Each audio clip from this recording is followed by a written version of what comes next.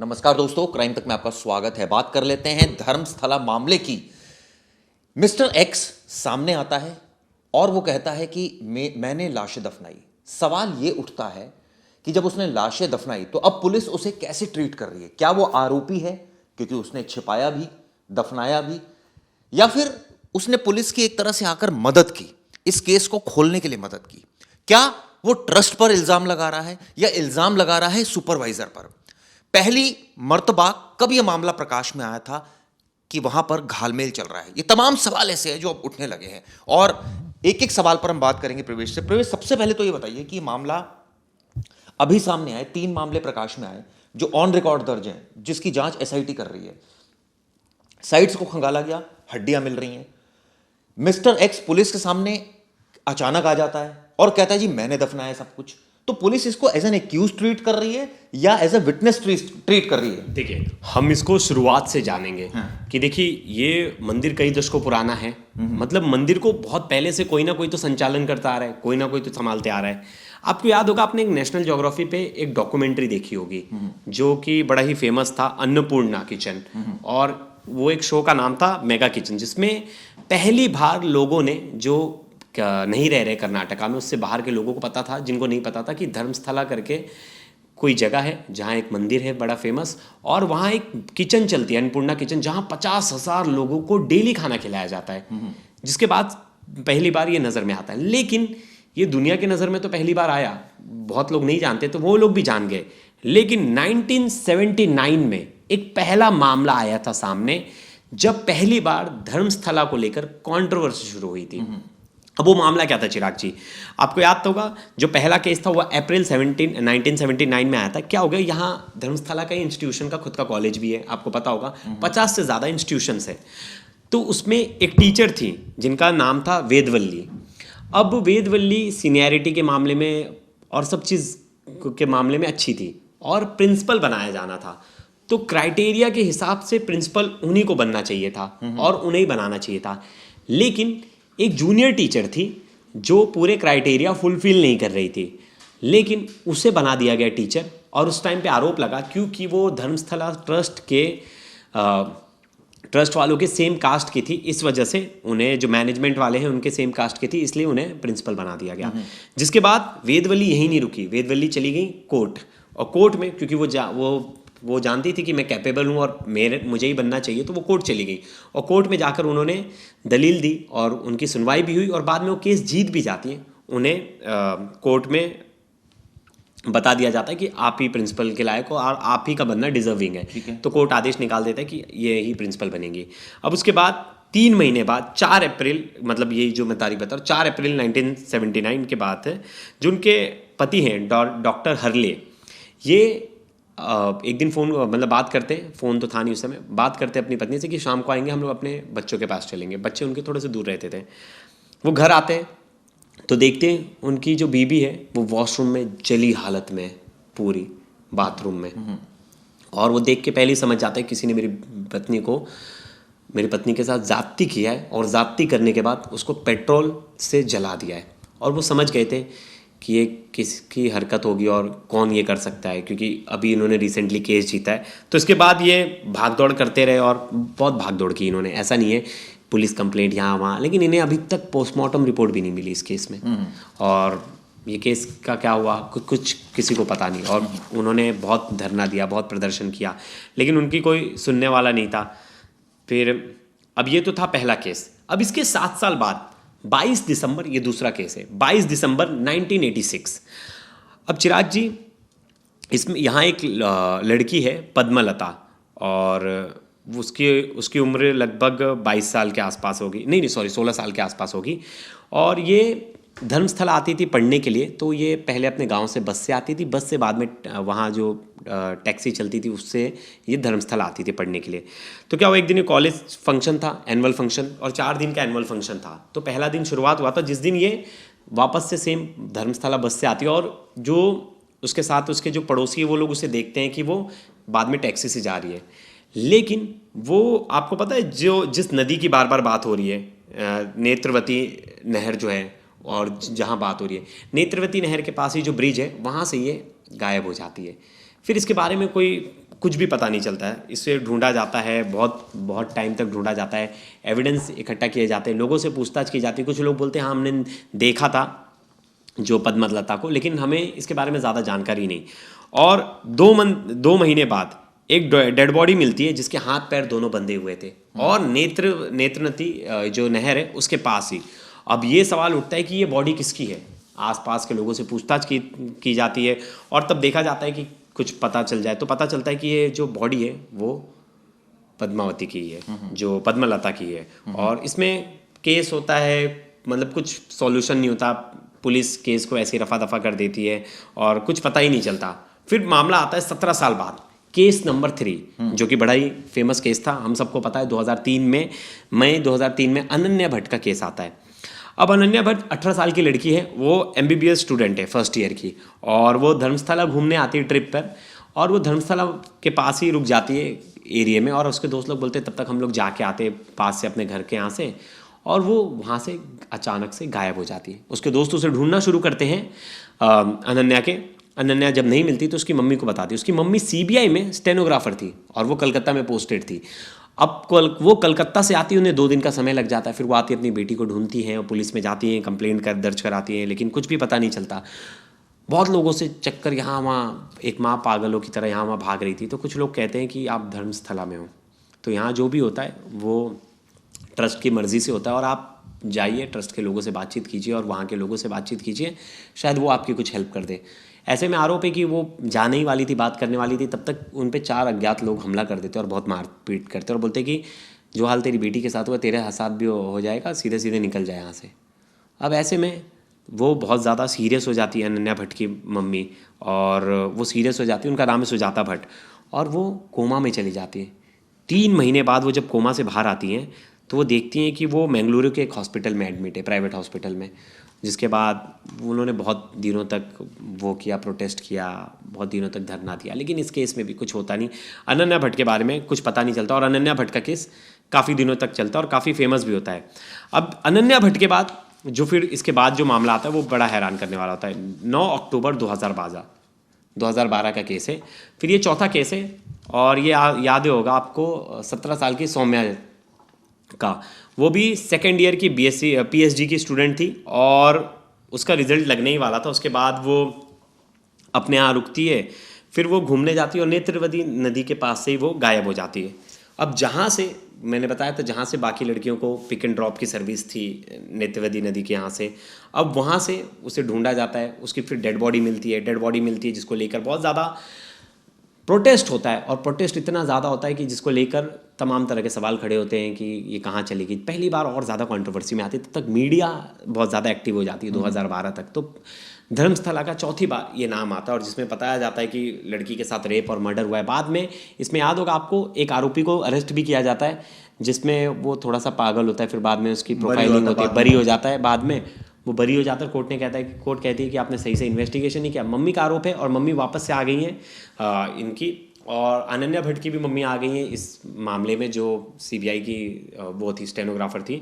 अब देखिए इन्वेस्टिगेशन क्या होती है, आपको इसके बाद याद होगा कि अचानक से आदमी कहाँ से आता है, जिसकी हम सब लोग बात कर रहे हैं, जो मिस्टर X की बात कर रहे हैं। ये अचानक से आता क्या है, कहाँ से और कब आता है? 22 जून 2025 2 लॉयर्स बेंगलुरु के, जिनका नाम है ओजस्वी गौड़ा और सचिन देशपांडे, ये लोग एक लेटर लिखते हैं और क्लेम करते हैं कि हमारे पास एक क्लाइंट है जो कि खुद क्लेम कर रहा है कि उसने धर्मस्थला में मास बरियल्स किया है। मतलब उसने 100 से ज़्यादा डेड बॉडी दफनाई है, और उसने ये खुद बताया है, और वो सरेंडर करना चाहता है, और वो अब गिल्टी फील कर रहा है। वो इसलिए पुलिस को और बाकी एजेंसीज को बताना चाहता है उसने कहाँ कहाँ दफनाई है। तो सबसे पहला सवाल था, उसने किसके कहने पर दफनाया? ये जो दफनाया था उसने बताया कि सुपरवाइज़र के कहने पे दफनाया, लेकिन सुपरवाइज़र का अभी तक कहीं नाम नहीं बताया गया, और कौन से सुपरवाइज़र। तो उसने जो 24 जून को वहाँ दक्षिण कन्नड़ा पुलिस के पास ये पहुँचते हैं, वहाँ के SP के पास। SP उस दिन मौजूद नहीं होते 24 जून के बाद। तो 3 दिन बाद ये लोग वापस उनके पास जाते हैं, SP के पास, एक रिटर्न स्टेटमेंट देते हैं लॉयर्स, और जिसमें फिर बेंगलुरु और बेंगलुरु पुलिस है वो अरुण के हैं, वहाँ के SP।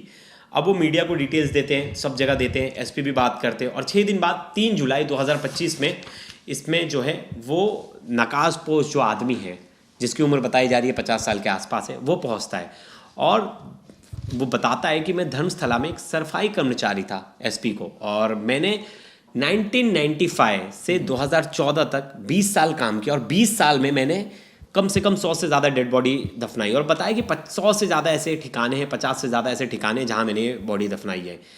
अब ये क्या करता है कि केस करने से पहले चिराग जी एक चीज़ करता है, ये एक स्पॉट पे जाता है, वहाँ फ़ोटो खींचता है, वीडियो बनाता है, और वहाँ से हड्डी निकालता है और उससे एक स्कल निकालता है, उसकी भी फ़ोटो खींचता है और वो एज अ सबूत एसपी ऑफिस में दे देता है। ठीक है। तो जिसके बाद तो संशय बढ़ जाता है, अरे यार इतना, फिर मीडिया का इतना बड़ा वो होता है। और फिर ये बताता है कि 2010 में मैंने एक पेट्रोल पंप के पास 12 से 14 साल की बच्ची की डेड बॉडी थी, सुपरवाइजर के कहने पे मैंने उसे दफनाई, जिसका शर्ट था, नीचे का स्कर्ट नहीं था, और ऐसा लग रहा था कि उसके गले पे निशान है, उसे स्ट्रैंगुलेशन मतलब उसका गला दबा के मारा गया है, और ऐसा भी लग रहा था उसका रेप हुआ है।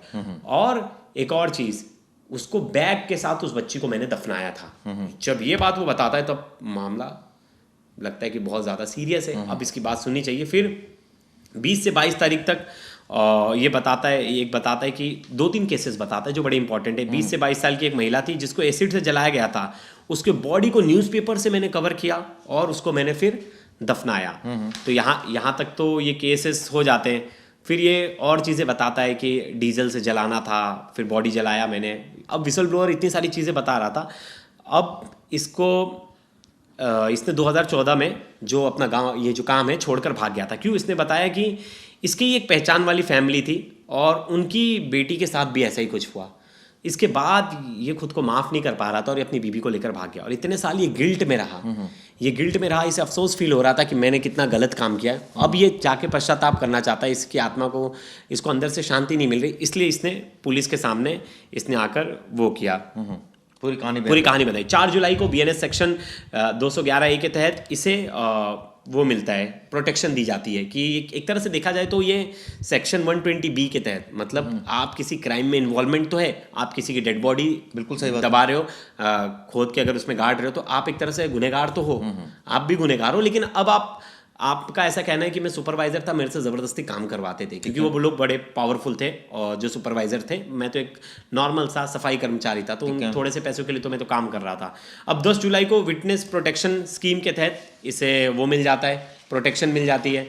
और उसके बाद 11 जुलाई 2025 को कोर्ट में पहली बार ये मास्क मैन आता है, पूरा चेहरा ढका हुआ, और ये अपना स्टेटमेंट जो है वो रिकॉर्ड कराता है, जिसमें ये बोलता है कि मेरा ब्रेन मैपिंग करा लो, पॉलीग्राफी टेस्ट करा लो, और मैं 13 साइड्स बता रहा हूँ इसको। उसके बाद मीडिया में फिर आपको पता ही है केस कितना लाइमलाइट। फिर लगातार ये शख्स SIT, इसमें एक SIT फॉर्म होती है जो कुल 3 मुकदमे इसमें दर्ज करती है। 2 मुकदमे तो जो शुरुआत में जिस साइट से, यानी 6 नंबर साइट और 11 नंबर साइट से जो अवशेष मिले थे उनको लेकर, और एक मुकदमा जयंत नाम का जो गवाह है जिसने बताया कि पुलिस उसके सामने पुलिस वालों ने एक लड़की को दफनाया था, उसका बयान, यानी एक कंप्लेंट और 2 अननेचुरल डेथ रिपोर्ट्स वो रजिस्टर करते हैं। केस नंबर 35 और 36 है। अब इसको लेकर एक 39 नंबर की SIT ने जो मुकदमा है वो दर्ज किया और सारे केसेस को क्लब करके देख रही है। लेकिन सवाल सबसे बड़ा उठता है, ये शख्स अचानक कैसे आ गया? ये शख्स अब तक कहाँ था? क्या वाकई इसको गिल्ट हुआ इस वजह से आ गया, या इसके पीछे माजरा कुछ और है? देखिए चिराग जी, अब ना 2 चीज़ें हैं। अब अगर ये बोन्स मिल जाते हैं, अगर ये हड्डियाँ मिल जाती हैं, तो पहले तो जो लोग आएंगे सामने कि हमारे घर वाले गायब हैं, उनके आपको आप केस स्टडी बता रहे हैं बल्कि। हाँ, मैं एक चीज़ बता रहा हूँ आपको कि पहले दिन एक आई कार्ड मिला था और हड्डियाँ मिली थी, और उसके पास कुछ पैन कार्ड वगैरह मिला था। तो पता चलो वो जिस शख्स का है वो कुछ दिन पहले जॉन्डिस से मर गया था, और वो जॉन्डिस से मरने से पहले वो धर्मस्थला आया था, तो उसका ID कार्ड वगैरह वहाँ से मिला था। तो ये थ्योरी उसके घर वालों ने वो कर दी, रिजेक्ट कर दी। फिर उसके बाद साइट नंबर 6 से, देखिए 13 साइट्स थे जिसमें से साइट नंबर 6 से हड्डियाँ मिली थी, साड़ी मिला था, बहुत सारी चीज़ें मिली थी, जिसके बाद सवाल के घेरे में आ गया था कि कुछ तो मिला है। अब क्या हुआ कि इसने 9, 10, 11 जो हाईवे वाला है, नेत्रवती रोड के हाईवे वाला बताया जगह वहाँ था, फिर 12, 13 बताया, और अभी देखिए 11A से भी बताई जा रही है कि 100 से ज़्यादा हड्डियाँ मिली है, जो सोर्सेज बोल रही हैं। अभी तक रिपोर्ट्स उसकी आनी बाकी हैं, और वो रिपोर्ट्स में क्या कुछ आता निकल कर वो तब देखा जाएगा। अब सबसे अहम सवाल था, ये जो 2 लॉयर के थ्रू आए, अब उनमें से इनकी जो एक लॉयर है उन्होंने आरोप लगाया कि 1 अगस्त को जो ये जो शख्स है जिसके साथ ये कैंप में रुके हैं, वहाँ एक ऑफिसर जो उन्हें धमकाता और कहता है कि केस वापस ले और बोल दे। वो बात तो हम डिस्कस कर चुके हैं, लेकिन मैं इसमें ये जानना चाह रहा हूँ, ये शख्स जैसे कोर्ट में आया तो क्या लीगल एडमिसिबिलिटी क्या है? क्या इसने ये माना जाएगा ये जुर्म में शामिल था, या ये माना जाएगा कि सरकारी इसको गवाह बन गया। सरकारी गवाह बन गया, गिल्ट में है, और वो उसे उस टाइम पे उसकी मजबूरी थी, ज़बरदस्ती उससे काम कराया जा रहा था और उससे पैसे की कोई आमदनी नहीं थी, तो वो एक सफाई कर्मचारी था, तो गड्ढा खोदने का काम, दफनाने का काम इससे करवाया जा रहा था, लेकिन करवा रहे थे सुपरवाइजर। इसमें एक चीज़ ना बड़ी चौंकाने वाली थी कि सुपरवाइजर्स का नाम निकल कर सामने नहीं आया। किस सुपरवाइजर किसने? आप इतना वेट क्यों करो? सुपरवाइजर को उठाओ, पूछताछ करो, इतना लंबा खींचने की क्या जरूरत है? नहीं तो ये भी तो हो सकता है ना कि सुपरवाइजर की जो आप बात कर रहे हो, अभी इसने कुछ नाम बताए हो, उनके ऊपर इन्वेस्टिगेशन चल रही है, एसआईटी कर रही है उनको लेकर इन्वेस्टिगेशन। नहीं, अभी तो ये चीज़ कहीं सामने निकल कर नहीं आई ना। अगर आपने सुपरवाइजर्स का नाम बताया कि सुपरवाइजर्स के कहने पे, तो आपको सुपरवाइजर्स के नाम पता होंगे। नहीं, आप लेकिन मीडिया में भी बताओ, सब जगह बताओ। जब आपने इतनी सारी चीज़ें बता दी कि मैंने एक बच्ची को गाड़ा है, ये सब चीज़ें की हैं, तो आपने एक चीज़ हिडन क्यों रखी? सुपरवाइजर्स के नाम क्यों हिडन रखे? और मुझे लग क्या रहा है इसमें ट्रस्ट का रोल है? नहीं है, क्योंकि अगर सुपरवाइजर का रोल है तो फिर ट्रस्ट हो। और सुपरवाइजर्स कितने सुपरवाइजर हैं? क्योंकि ये जो सारी डेथ हैं, क्या इससे जो अब बॉडीज निकल रही है, इससे इनका कोई कनेक्शन है? बिल्कुल। अब देखिए, यही तो बात है, बहुत सारे सवाल हैं जो कि संशय के घेरे में आते हैं। अब वो सुपरवाइजर कौन थे, किसके लिए काम कर रहे थे, यही तो चीज़ें बतानी है। क्या वो किसी, क्या पता वो गांव का कोई सरपंच हो, कोई और हो, क्या धर्मस्थला ट्रस्ट के कोई लोग हों, ये तो बताना पड़ेगा ना। एक तरह से किसी को अंधा तीर तो नहीं चला सकते। मैं तो कहता हूँ कि इसने बता दिया, चलिए 2 साइड से बोन्स निकल गए। आप सुपरवाइजर से एक बार पूछताछ तो कर तो लीजिए। क्या पता सुपरवाइजर क्या बताए, कौन था उसके पीछे, कौन ये करवा रहा था। क्योंकि एक चीज़ों की वजह से, जहाँ हमने बताया कि शुरुआत में नेशनल ज्योग्राफी ने जब किया था तो एक 50,000 लोगों को खाना खिलाया जा रहा है, सोशल वेलफेयर के इतने सारे काम हो रहे हैं, और कहीं ना कहीं अब उसी धर्मस्थला पे एक ऐसा धब्बा लग रहा है कि वहाँ इतने सारी लड़कियों की, औरतों की लाश। के बारे में अगर मैं बात करते हैं तो हेगड़े परिवार की बात होती है, जैन समुदाय की बात होती है। हेगड़े परिवार के बारे में आपसे जानना चाहूँ, कौन सी पार्टी से जुड़े हुए हैं?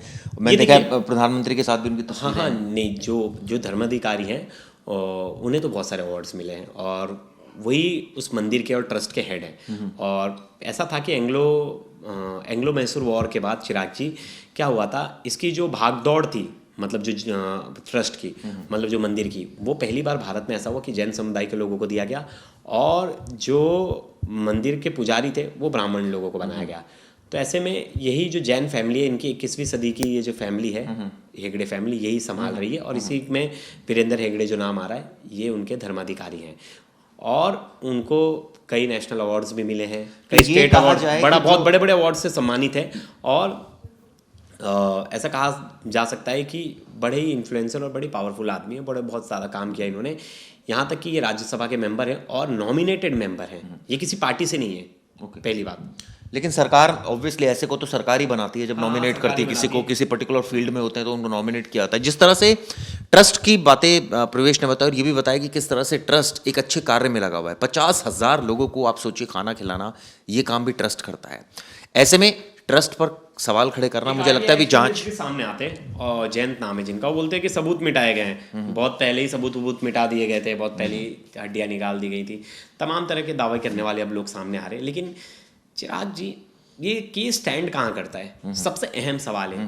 अब अगर हड्डियां मिली, समझिए मैं बोल रहा हूँ हड्डियां मिल गई, पहले तो फॉरेंसिक जांच होगी, फॉरेंसिक जांच होगी कि इनकी मौत कैसे हुई।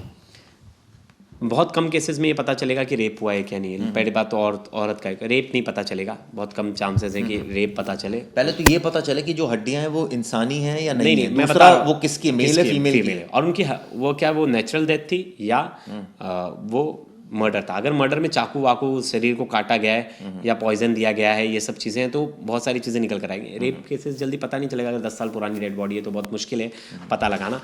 दूसरी चीज़, अगर ये मिल भी गई डेड बॉडीज और इसका कोई क्लेम करने वाला नहीं होगा, तो क्या किसको आप आरोपी बनाओगे? सुपरवाइजर्स को। लेकिन सुपरवाइजर्स कौन है?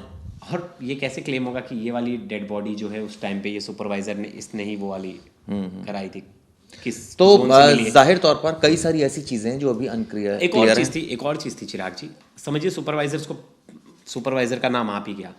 अब सुपरवाइजर्स के बारे में कुछ चीजें निकल कर सामने तो नहीं आ रही, कोई भी चीज़ें सामने निकल कर नहीं आ रही कि किसका नाम है। कल एक पत्रकार के साथ मारपीट भी की गई है वहाँ लोकल लोगों ने, क्योंकि कहीं ना कहीं लोगों का ऐसा मानना है कि धर्मस्थला का नाम बदनाम किया जा रहा है। अगर जिसका नाम है उसका नाम बोला जाए। अगर मैं बोलता हूँ इस आरोपी ने अगर बोला है कि ये सुपरवाइजर थे, अभी तक एसआईटी टीम उन्हें पूछताछ क्यों नहीं कर रही, उन्हें अरेस्ट क्यों नहीं कर रही, उनसे पूछताछ क्यों नहीं कर रही? बिल्कुल वैलिड सवाल है कि उन लोगों से पूछताछ की जानी चाहिए जिनका नाम मिस्टर एक्स ले रहा है। यानी कि वो कह रहा है कि सुपरवाइजर्स के कहने पर उसने इस हत्याकांड को अंजाम दिया। हत्याकांड को तो नहीं, बल्कि यहाँ दफनाने को, जो बॉडी थी उसने दफनाया। सवाल ये उठता है कि उसके जो फैक्ट्स हैं वो कितने सच्चे हैं। कोर्ट में ये भी डिस्कशन हुआ कि उसको आरोपी की तरह ट्रीट किया जाए या एक ऐसे गवाह की तरह ट्रीट किया है जो सामने आकर पुलिस की मदद कर रहा है। हालांकि इस पर हो सकता है आने वाले वक्त में जो पैतरा कुछ पुलिस बदले, लेकिन अभी तक तो उसे एज अ गवाह ट्रीट किया जा रहा है और उसको इसी वजह से प्रोटेक्शन भी दी गई है। खैर, इस खबर के तमाम पहलुओं से आपको और रूबरू कराएंगे अगली वीडियो में। आप ये बताइएगा इसमें आपको अगर कुछ ऐसी चीज़ें हैं जो आप जानना चाहते हैं तो आप हमें कमेंट बॉक्स में ज़रूर डालिएगा। धन्यवाद। धन्यवाद।